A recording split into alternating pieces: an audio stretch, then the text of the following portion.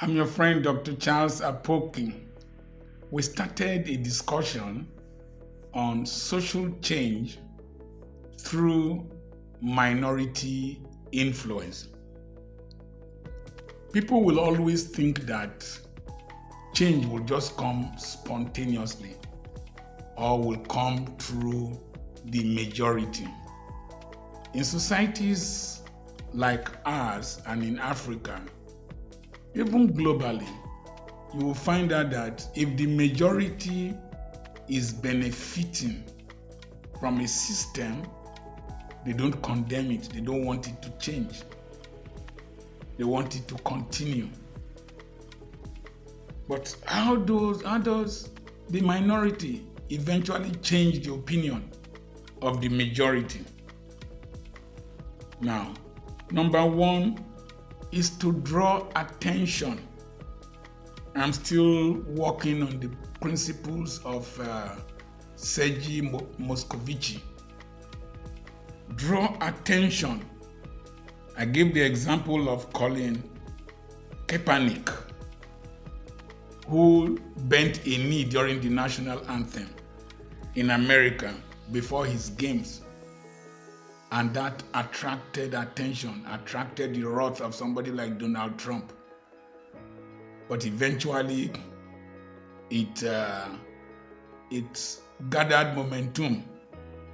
And after the death of George Floyd, a lot of things happened.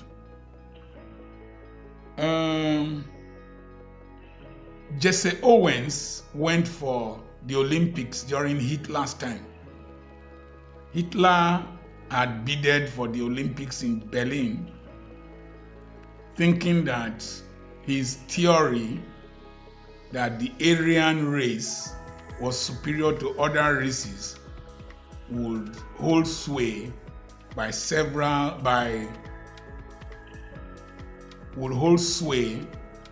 white people winning medals, predominantly gold medals in the Olympics. But Jesse Owens from the United States, a black man, won 4 gold medals.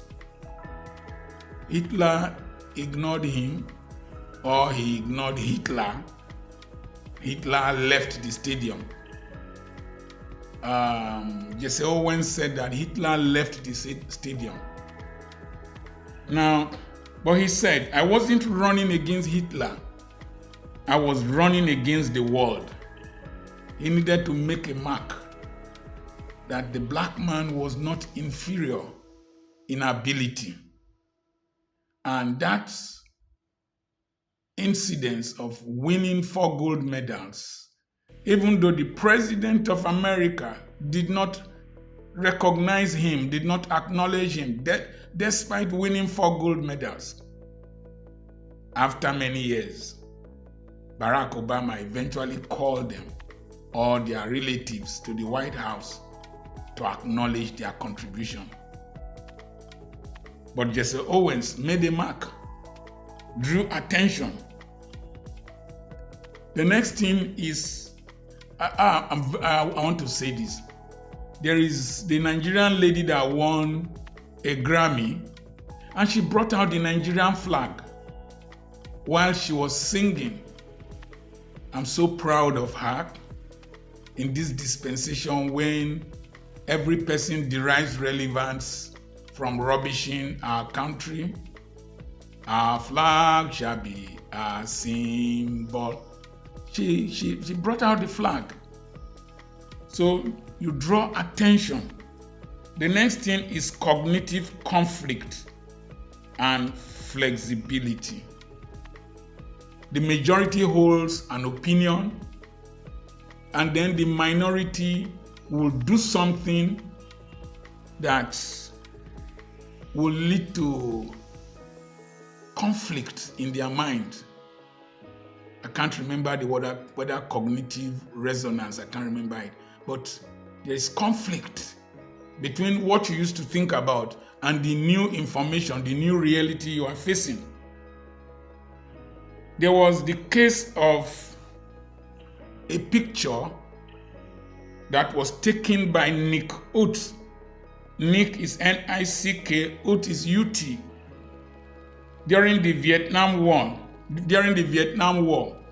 on June 8, 1972, I was 13 years old then, when one young girl was photographed. Her name is Kim T. I can't pronounce the middle name, Kim. She was photographed after America dropped bombs in her city, I think Saigon, and her dress got burnt, her skin peeled off, she was naked, and this photographer named Nick Ut, I was just 4 years older than that girl then. I was 13, she was 9 years. In 1972, June 8. She was photographed naked. She's called the famous Napalm Girl. That picture shook the conscience of America. Shook the conscience of America. Even though people like Jimmy Cliff sang Vietnam, Vietnam. Yesterday I got a letter from my friend fighting in Vietnam. Even though those songs were there. But this picture by Nick Ut of Kim, 9 years old, burnt by American bombs, sent shock waves through America. There might be something you are doing that you will not know how far it will go towards causing a change in your country, causing a change in your economy, causing a change globally. The incidents in Ughelli that was captured on video between SARS operatives and some boys in Ughelli prompted the End SARS product. I live in Ughelli. The incidents happened in the expressway just in front of me here. And I came out to see the young ones protesting. I made some speeches then. That singular incident led to protests around Nigeria and led to the disbandment of the special anti-robbery squads that were causing a lot of problems. So just a singular video. Even though the boys were said to have died, they didn't die, but that singular video. So anything you are posting, anything you are doing in this dispensation can cause a great effect. I suggest you post things that can cause positive change in our country. That's why I've devoted my time towards these lectures. Now, the next thing is that picture of the vulture and the struggling girl, March 26, 1993. The girl later was found to be a boy. His name was Kong Yong.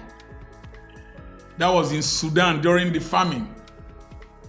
The photographer, what's his name again? Kelvin, took that picture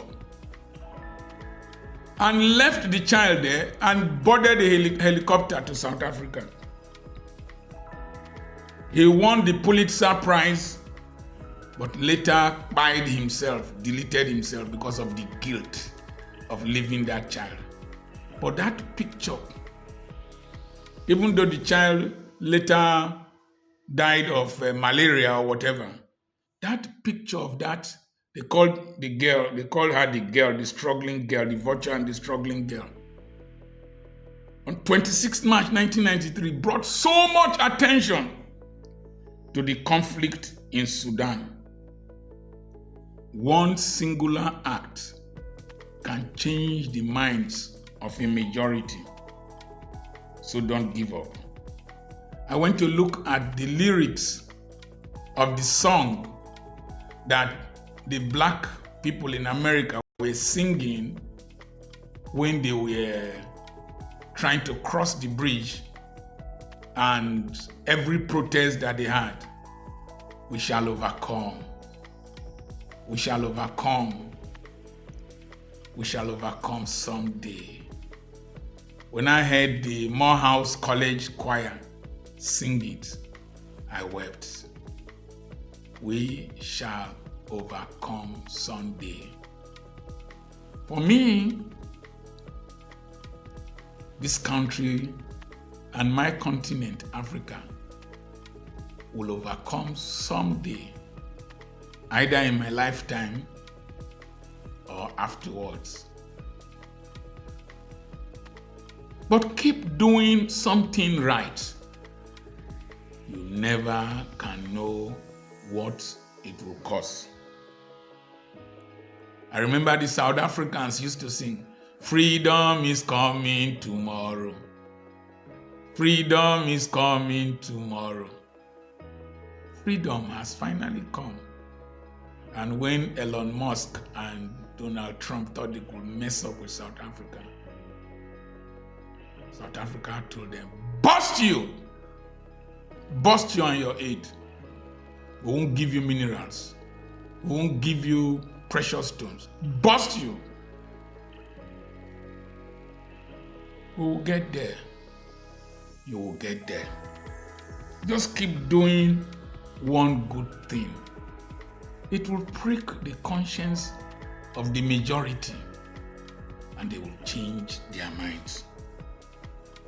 One of the things that Moscovici said was consistency. When raindrops keep falling on concrete, the time comes it digs a hole as soft as raindrops. William Wilberforce was consistently advocating for the end of slave trade and slavery.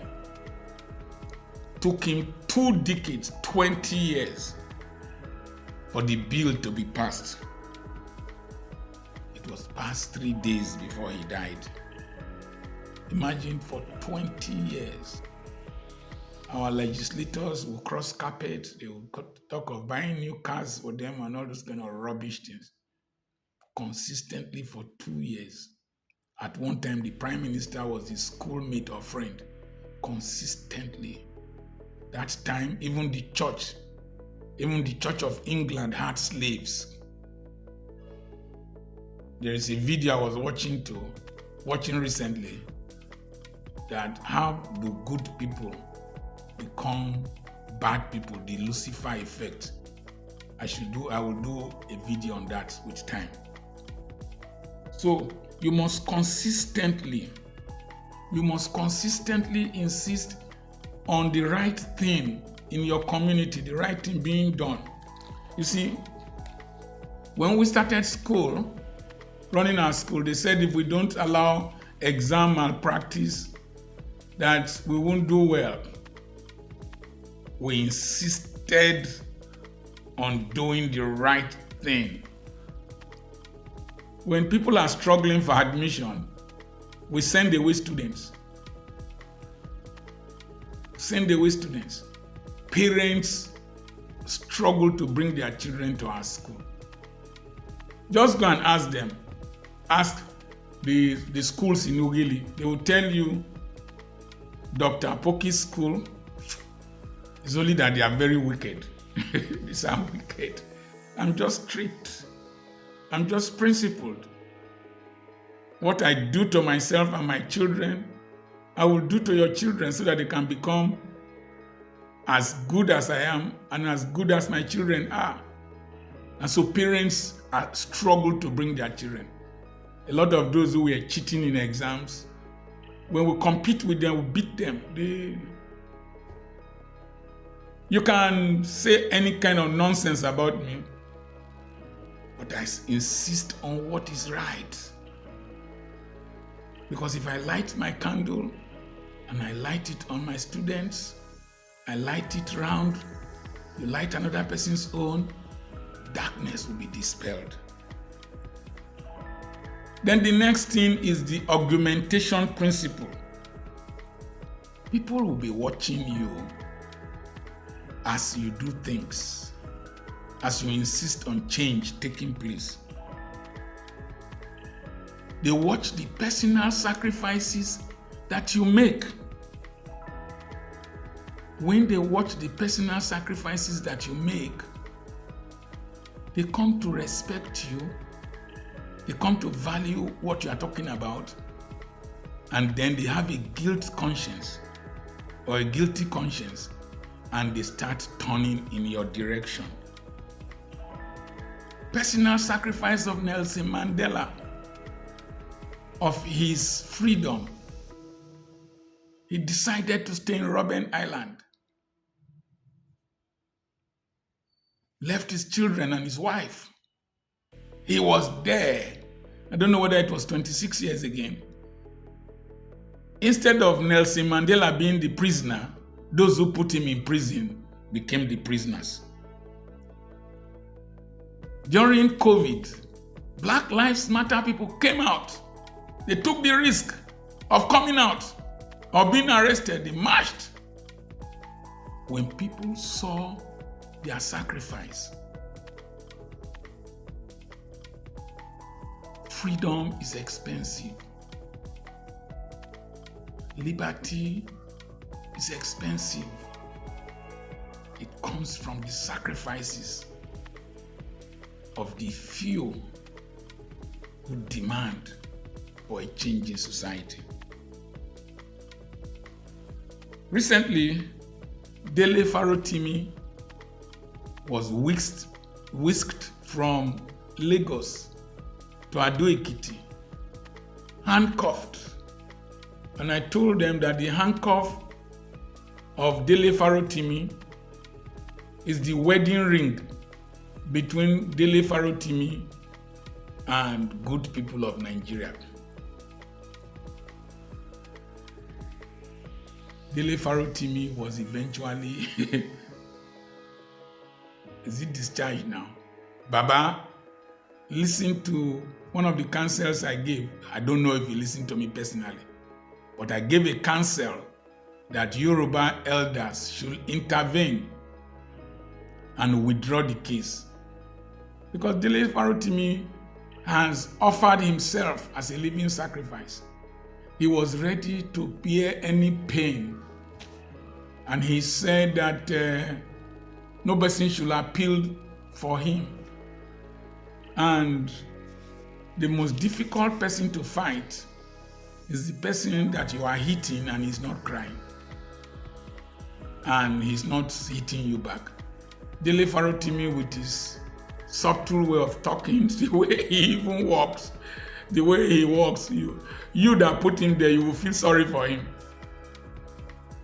Dele Farotimi, the sacrifices he made the world to celebrate him and see his point, and turned their thinking in his direction. Finally, it is the snowball effect.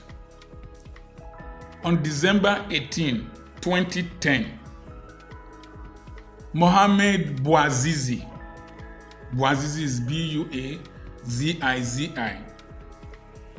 self-immolated himself. I don't want to use the other word. Self-immolated himself in protest against corruption and oppression in a town called Sidi Bouzid, Bouzid, in Tunisia.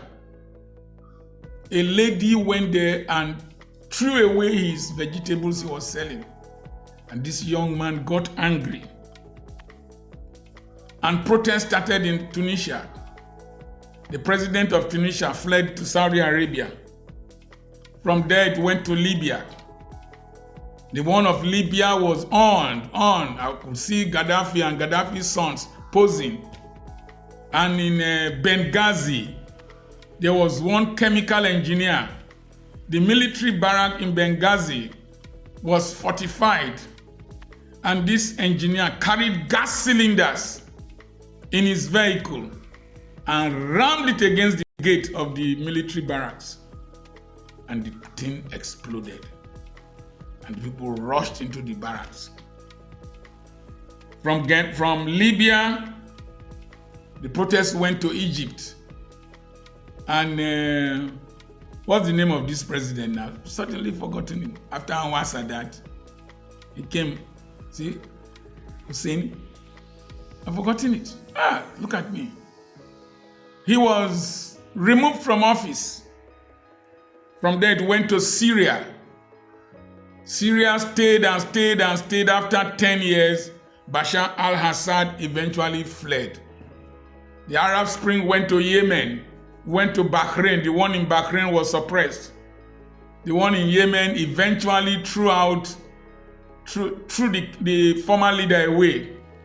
And today, we're still battling the effect of one singular act of throwing away the vegetable of one man in a Tunisian city.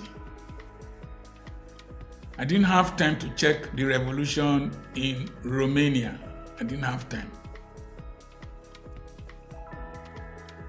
However, Martin Luther King Jr. said, faith is taking the first step even when you can't see the end of the staircase. Martin Luther King Jr. We shall overcome corruption in this country. We shall overcome this decay. We shall overcome this impunity. We shall be a great nation again. We shall overcome this elite capture. We shall overcome this oppression. We shall overcome this internal colonization. We shall overcome this shame that a minority are bringing to Africa. We'll get it right in Nigeria. We'll get it right in Africa. We shall overcome. Freedom is coming tomorrow. Just do the right thing, no matter how small. Capture the right thing. Post the right post. Give the right lecture. Do the right thing in your business place. And we'll light our little candles. Darkness, even though in the majority, shall be dispelled. This is my story. This is my song. I have and my hope. I have a webinar coming up on the 14th and on the 15th of March.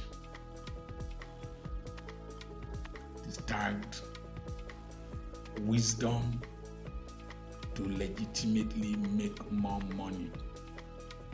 Send a message to +234 80 21 21 92 62. And we'll have properties for sale. Let me say this. All this madness, this insanity, this morbid thinking of buying people and selling their parts will not bring wealth. You're only satisfying the blood-thirsty appetite of demons. There are legitimate ways to make more money. Come and learn. +234 80 21 21 92 62. God bless you. We have properties for sale.